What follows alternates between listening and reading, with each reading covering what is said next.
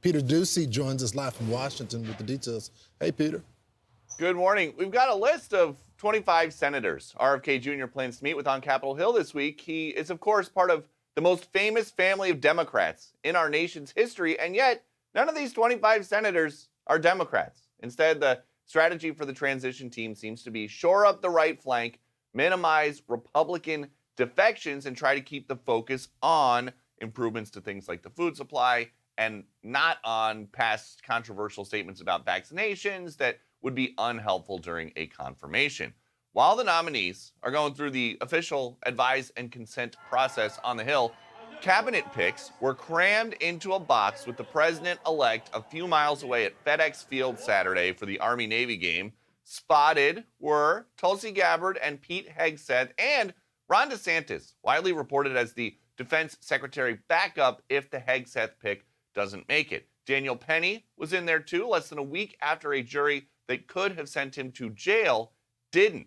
And then a few hundred miles south, tech billionaires keep popping up at Mar-a-Lago, hoping for Trump's blessing for various projects. Sundar Pichai, the Google leader, was just down, according to Axios. Jeff Bezos expected down there soon. They are both going to want their hands in which regulations the next president puts on or doesn't put on AI and space projects. Back to you.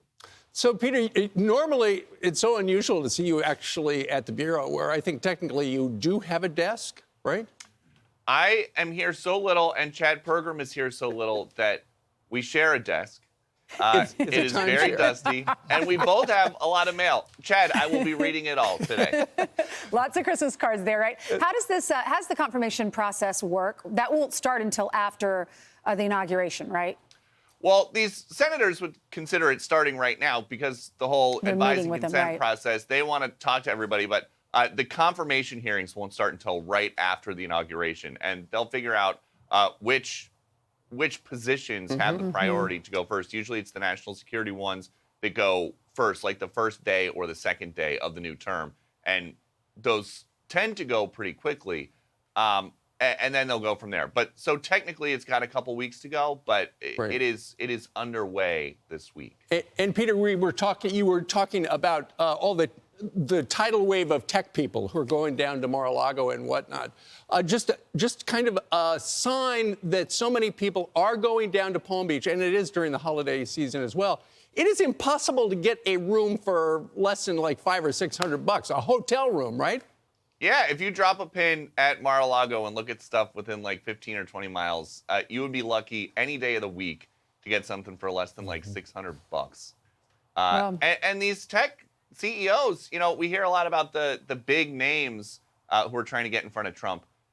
Pretty much everybody that has a business is trying to be a guest of somebody at Mar-a-Lago just to shake his hand and be able to go and tell their workers. I talked to him. We're going to be fine for 4 years. Well, how many bedrooms do you have? Can we all stay at your house when we come for the inauguration if we can't get a hotel room? At my house? Yeah, come on. We there's a soft carpet in the basement.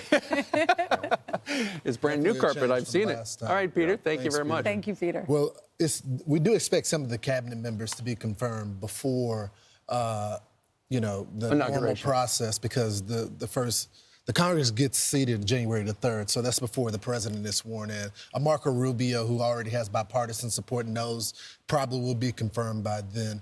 But I've just been so surprised by the Democrats. They have allowed Donald Trump to completely sweep the culture. You got the union workers, you got some of the people that were part of the Democratic coalition, and now you got him at the Army-Navy game. And although there were some Democrats there, like Wes Moore, who's a rising star governor of Maryland, when it comes to the leadership of the Democratic Party, they just yielded to Donald Trump and all of his appointments, and they just took over that arena. Look at that. The USA cheers. Navy wins 31-13.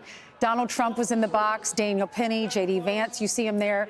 The speaker behind the president, Tulsi Gabbard, Pete Hegseth, Elon Musk.